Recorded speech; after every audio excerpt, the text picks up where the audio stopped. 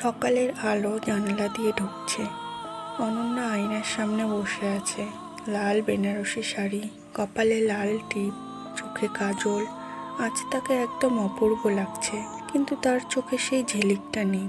তার মা এসে ধীরে তার মাথায় হাত রাখলেন আর বললেন, মা, আজ তুই নতুন জীবনে পা রাখবি। অনন্যা হালকা হাসলো আর বলল, কিন্তু তার ভিতরে একটাই প্রশ্ন করছে, এটা কি সত্যিই নতুন জীবন, নাকি শুধু একটা অভিনয়? চারপাশে আত্মীয় স্বজন, হাসির গল্প, ব্যস্ততা, সবাই খুব খুশি, কারণ তাদের কাছে এটা একটা স্বপ্নের বিয়ে।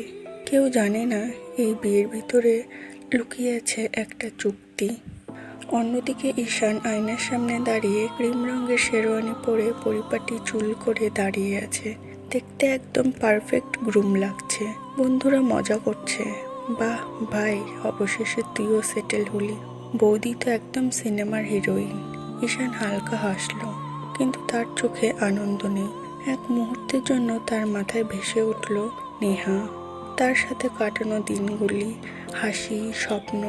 তারপর হঠাৎ সে চোখ বন্ধ করে ফেলল আর মনে মনে ভাবলো, স্টপ। সে নিজেকে থামালো, আজ থেকে সব শেষ। সন্ধেবেলায় বিয়ের মণ্ডপ, আলোয় ঝলমল করছে পুরো বিয়ের মণ্ডপ। অনন্যা আর ঈশান পাশাপাশি বসে আছে। পুরোহিত মন্ত্র পড়ছেন, আগুন জ্বলছে সামনে। তারা একসাথে 7 পাক ঘুরছে, প্রতিটা পাক যেন একটা প্রতিশ্রুতি। কিন্তু এখানে সবই শুধু বাইরে দেখানোর জন্য। এক মুহূর্তে অনন্যা ঈশানের দিকে তাকালো, ঈশানও তাকালো। দুজনের চোখে এক অদ্ভুত অনুভূতি। কেউ কিছু বলল না, কিন্তু মনে হলো কিছু একটা শুরু হয়ে গেছে।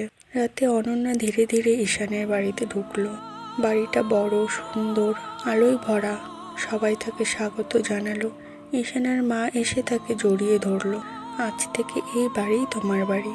এই কথাটা শুনে অনন্যার চোখ ভিজে গেল, কারণ সে জানে এই বাড়িতে তার জায়গা আছে, কিন্তু পুরোটা না।